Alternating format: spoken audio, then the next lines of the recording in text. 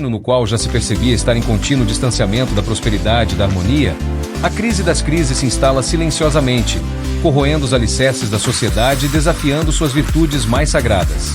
Em meio a turbulências sociais e emocionais de um mundo em transformação, homens e mulheres enfrentam uma despersonalização alarmante. São homens, consumidos por suas profissões ou pela falta delas, tornando-se vulgares e esgotados. São mulheres, sobrecarregadas, tornando-se hipersensíveis e revoltadas. É o estresse emocional agora se espalhando como uma epidemia e trazendo à tona consequências devastadoras, como adultério, separação conjugal, promiscuidade e até mesmo chegando ao feminicídio. Neste contexto de crise, a jovem princesa Eva emerge como uma figura de esperança e renovação. Determinada a restaurar os valores que sustentam seu reino, ela busca um príncipe que compartilhe de sua visão de um amor verdadeiro e duradouro. Guiada pelo sábio Ilhahara, Eva enfrenta desafios que testam sua coragem e resiliência, enquanto o reino luta para redescobrir seu caminho para a paz e a harmonia. José Cerdeira, filósofo e ambientalista, com sua prosa perspicaz ao mesmo tempo lírica e acessível, aqui nos leva por uma reflexão profunda sobre a natureza humana e a importância de valores genuínos em tempos de crise. O Reino do Coração e a Princesa que Procurava um Príncipe é uma narrativa poderosa que nos convida a olhar além das aparências e a encontrar a verdadeira essência do amor e da esperança. Prepare-se para uma leitura que não apenas entreterá, mas também inspirará uma busca interior por um mundo onde o amor e todas as outras virtudes possam novamente florescer.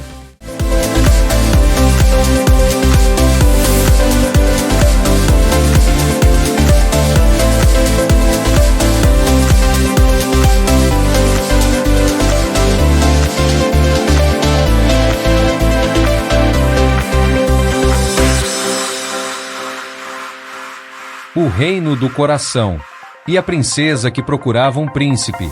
Autor José Cerdeira. Capítulo 1. O panorama de uma preocupante crise. Certo dia, num determinado reino. E um reino, caro leitor, aí talvez bem próximo de você, ou lá de alguém que você conheça, ou não. Mas, de qualquer forma, aqui mesmo neste nosso complexo mundo. Era manhã de verão quando no Palácio do Rei, na sala do Conselho Real, discutia-se sobre uma crise tida por muito séria. Seríssima. Naquele reino, pois, as mulheres, elas já estavam sentindo falta de uma maior deferência dos homens. Sentiam-se por eles agora bem menos cortejadas como realmente desejavam, e que quase não mais eram vistas como criaturas que, lá na sua essência, precisavam de um pouco mais genuinamente deles. Assim de um jeito mais carinhoso, verdadeiro, permanente. Elas necessitavam de um companheiro mais compreensivo e romântico. Mas, por ali onde estavam os homens de sensibilidade, queriam um companheiro mais dedicado e responsável. Mas, por ali onde estavam, mais uma vez, os homens de sensibilidade, ansiavam enfim por encontrar um companheiro de verdade. Assim, que com elas portanto melhor assumisse o amor no seu caráter certamente não só fruitivo, como também oblativo. Mas, por ali onde estavam, mais outra vez, os homens de sensibilidade. E nessa indagativa constante sem respostas, numa procura sem nada do encontro, por fim muitas delas, mostrando-se cansadas, em desabafo e irritadas, para que se ouvisse mesmo aos quatro cantos daquele reino, já gritavam. Dizia-se que mais pela via da emoção do que, da razão, gritavam, em coro, neste reino não mais existe homens de verdade. E diante desse grito, portanto, tinha-se claro, com esta frase excetuando entre essas mulheres aquelas que, em minoria, verbalmente desejavam insultar mesmo a figura do macho, aquele dantes já considerado o único provedor familiar, o viril, aquele da outrora visão patriarcal, a maioria daquelas mulheres, a bem da verdade, queria dizer mesmo é que naquele reino não mais existiam eram homens realmente cavalheiros, atenciosos, compromissáveis. E assim, como se percebia, se junto com aquela minoria essa maioria em coro enfim gritava esse mesmo conteúdo frasal, então no fundo elas ali estavam sendo injustas não só com os homens, mas também consigo mesmas. Pois, via-se que aquela frase possuía mesmo um sentido duplo, o primeiro logo chegando a ser pejorativo, retrógrado, o segundo de forma indireta e indevida, cobrando que de fato no fundo elas queriam encontrar no tal o homem de verdade. E aí, portanto, se levantava as seguintes questões. Se a maioria daquelas mulheres tinham consciência desta cobrança indireta e indelicada que faziam, por que também exclamariam então aquela frase?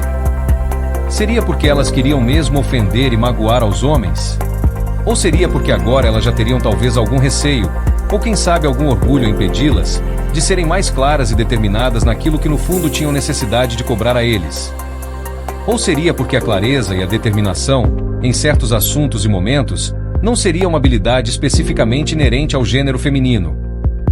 Mas, e se fosse mesmo receio, ou se fosse mesmo orgulho, de onde então viriam estes sentimentos? Seriam eles frutos de talvez alguma insegurança, ou de alguma talvez quem sabe agora já desalinhada segurança, com relação ao real conhecimento dos próprios e essenciais desejos e necessidades interiores? Ou talvez esse receio, esse desalinhamento, seria mesmo quem sabe apenas mais fruto da influência negativa daquela minoria de mulheres desesperançadas que, já derrotadas pelas suas inseguranças e frustrações e desilusões, agora firmemente ali pregavam e instigavam a pregação de que o tal homem de verdade não mais existia, indo além de que o amor verdadeiro não passava de mera utopia, e de que o amor conjugal, se houvera de fato existido, agora enfim já falira? Meu Deus! Assim logo se exclamava, concluindo-se que esta pregação se mostrava uma atitude, um temperamento, que contrastava o genuíno encanto, a específica beleza, do gênero feminino. Mas, entretanto, naquele reino, o mais triste mesmo considerava ser o fato de que as mocinhas adolescentes então já vinham ali se despertando para o encantamento masculino, a também ouvirem aquela pregação indelicada e nada sensata. E isso, se afirmava, isso poderia já de princípio também prejudicá-las, e muito, na procura de um companheiro de verdade, ou melhor, de um homem de verdade, ou melhor ainda, daquele príncipe encantado que de certa forma está sempre lá em algum lugar no coração de toda mulher. Mas, de toda mulher, se completava, de toda mulher que ainda realmente desejava fazer dele o único guardião e merecedor de sua pureza e amor feminino. Todavia, por outro lado, ali também se avaliava que, naquele reino, já muito poucos portanto eram os homens que ainda acreditavam poder vir a ser esse único guardião e merecedor da pureza e do amor de uma mulher. E julgava-se que muitos ali, principalmente os mocinhos adolescentes que ora vinham se despertando para o encantamento feminino, precisavam, e bem que mereciam, crê-lo, e já não criam, ou começavam a deixar de crer. E assim, possivelmente influenciados pelos homens que lá, também já vencidos por suas inseguranças e frustrações e desilusões, então pregavam e instigavam a pregação de que a mulher de verdade também não mais existia. E, também indo além, de que o amor verdadeiro era mesmo utopia, e de que o amor conjugal houvera mesmo falido. Enfim, diante disso tudo, conclusivamente argumentava-se que o X da questão parecia ser provavelmente este. A maioria dos homens ali ignorava ou deixava de crer que podia se fazer homem de verdade, porque na realidade talvez as mulheres de certa forma não mais se mostrassem como mulheres de verdade. E elas, ponderava-se, elas até poderiam, sim, discutir que este X da questão fosse ao contrário, e tão somente ao contrário, ou até mesmo que ele tal não fosse, mas isso ou aquilo, defendia-se, não refrescaria nada, levaria a mesma coisa. Coisa esta que, numa melhor definição, assim seria, o genuíno encantamento feminino e o genuíno encantamento masculino. Ali já estavam desacreditando-se, cansando-se e afastando-se mutuamente. Por fim, aí estava praticamente o panorama daquela crise. E as consequências dela, os riscos dela sim já corriam soltos. Eram homens tornando-se vulgares, esgotados ou despersonalizados pelo seu ofício ou profissão, e mulheres, por sua vez, a tornarem-se sobrecarregadas, hipersensíveis e revoltadas. E assim, claro, mais o rolar do estresse emocional e suas implicações. Mais o rolar do adultério, da separação conjugal, da promiscuidade e das outras consequências possíveis, até mesmo se chegando a escabrosos extremos tais como o feminicídio, por exemplo.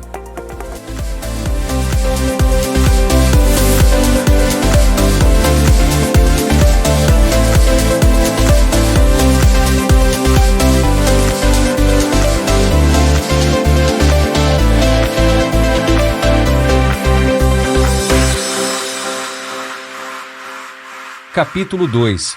A urgente reunião do Conselho Real. Bem mais preocupado mesmo e muito com tudo isso estava era o rei daquele lugar. E, claro, também junto com ele o seu Conselho Real.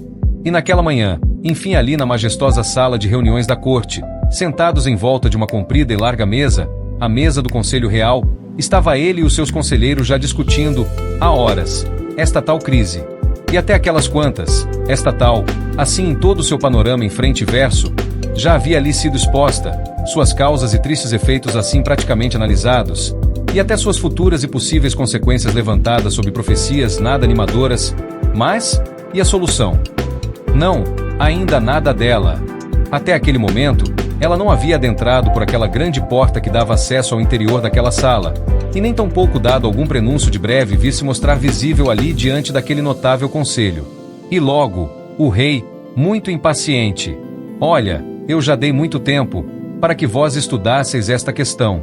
E esta reunião aqui hoje especificamente foi marcada para que vós trouxesseis, pronta, a solução para esta crise.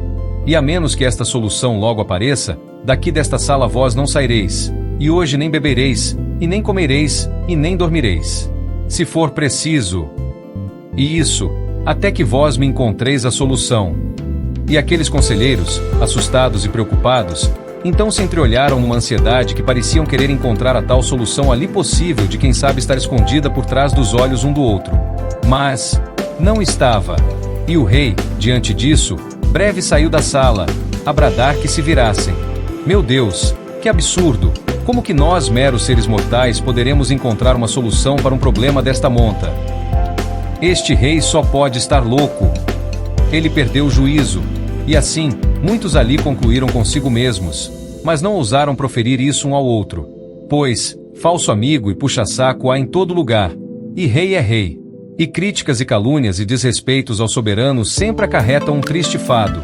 Mas, no entanto, aquela preocupação do rei estava sendo tanta a ponto de levá-lo a impor daquela forma categórica uma tarefa daquela aos seus conselheiros, era porque ela ali tinha este razoável agravante: o rei era pai de uma adolescente, a princesa Eva. Ainda, então, lá nos seus 17 anos de idade, e já enfim uma mulher formada. Uma linda mulher que, sempre a usar seu véu, véu qual, segundo a tradição daquela família real, simbolizava a pureza e a sensibilidade feminina, e a trajar seus longos e belos vestidos, estava sempre ali pelo palácio a passear.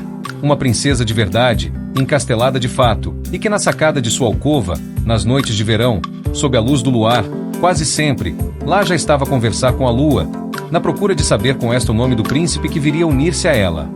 Uma princesa de verdade, encastelada de fato, e que das altas janelas do palácio, nos dias de outono, sob a luz branda do sol, quase sempre, lá já estava a observar as folhas que acolá, ao longe, se desprendiam das árvores e desciam pela colina, como se fossem a confetes da natureza, que ela então imaginava e pressentia viessem um dia saudar a passagem dela de mãos dadas ao príncipe que viria unir-se a ela. Uma princesa de verdade, encastelada de fato, e que no calor de sua cama, nas noites de inverno, sob a luz tênue da candeia, quase sempre, lá já estava embaixo de seus finos cobertores, bem como nunca, a mergulhar-se no sono, sonhando quando chegaria e como seria o príncipe que viria unir-se a ela. Uma princesa de verdade, encastelada de fato, e que no jardim de seu palácio, nas manhãs de primavera, sob a luz do sol, quase sempre, lá já estava a conversar com os pássaros e as flores, na procura de saber com estes o canto e o perfume que melhor agradaria o príncipe que viria unir-se a ela. Sim, uma real princesa. Mas, também não mais do que uma mulher que assim sabia esperar, que assim sabia acreditar, que assim sabia sonhar. E, portanto, que de antemão assim já sabia fazer do seu príncipe, embora apenas ainda imaginado e esperado, o único guardião e merecedor de sua pureza e amor feminino. E o rei como ninguém ali, conhecendo as qualidades, o temperamento e as preciosas intenções de sua filha, então agora considerava a princesa Eva como um seu grande tesouro que precisava ser por ele, como nunca, protegido a todo custo. Protegido, claro, daquela séria crise pela qual passava o reino. Deus me livre se minha filha vier a ser contaminada pelos tristes efeitos desta crise. Imagine só, se a princesa também se desacreditar do amor, principalmente do amor conjugal, o que será, então, da presente e da nossa futura família real? Que exemplo de constituição familiar! Ela será para o reino? Nem família ela será. Muito menos exemplo disso dará. E se não mais se tiver uma sólida e exemplar família real daí, é que todas as famílias dos súditos irão mesmo se desmantelarem. E o reino estará perdido, acabado, falido. Meu Deus! Assim realmente há muito tempo já ponderava o rei. E ele, com esse especial cuidado, observando ali sua filha já quase a sair da adolescência, então agora ele via mesmo nela uma mulher já bem despertada para o encantamento masculino, numa ardente espera pelo seu príncipe encantado, realmente pronta para o casamento. E o todo deste fato era enfim o agravante que, agindo no seu coração de soberano e pai de verdade, aumentava-lhe portanto a sua real e nobre preocupação com aquela crise pela qual passava o Reino da Esperança. Sim, Reino da Esperança. Este era o nome daquele reino. Realmente o Reino da Esperança.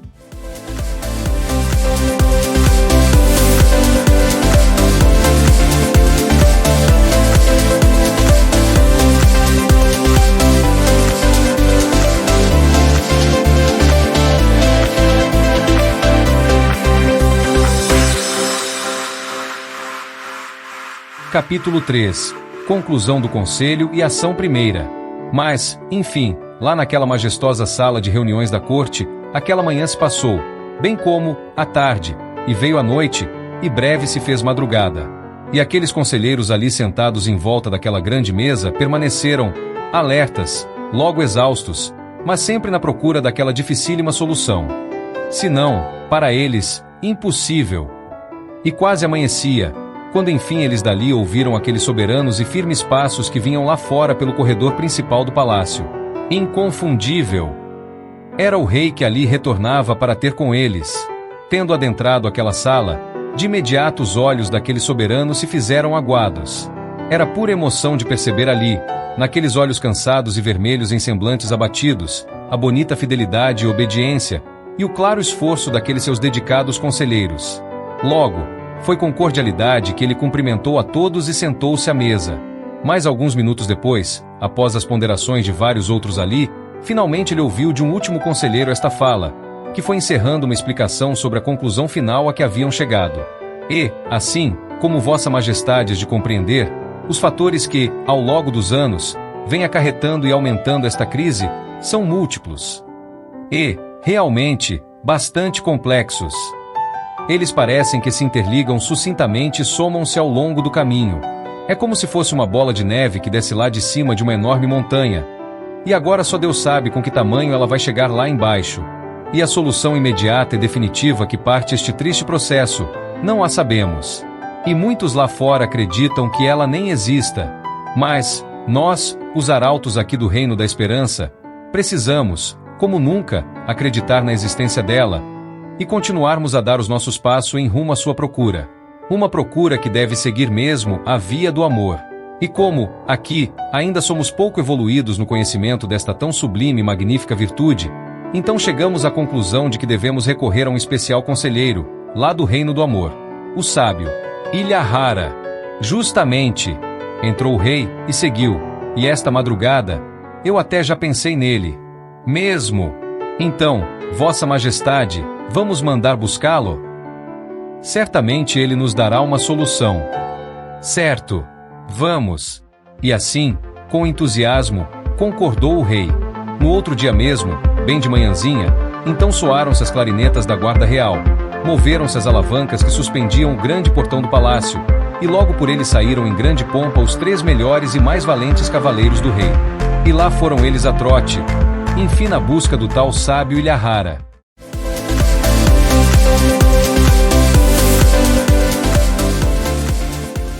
Obrigado por você ter chegado até aqui.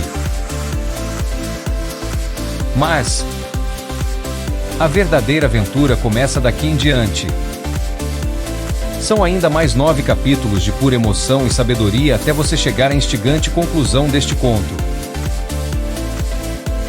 Para você ter acesso à versão completa deste audiobook, acesse agora, enquanto ainda estamos em período de lançamento, este endereço online, www.loja.iclep.com. Nele, ao você adquirir a versão impressa deste conto, você ganha como bônus este audiobook completo dele. Acesse agora mesmo www.loja.iclep.com ou clique no link na descrição. Aproveite esta oportunidade única de ganhar acesso gratuito ao audiobook de um dos poucos contos especiais e raros existentes, e que farão a diferença na sua vida.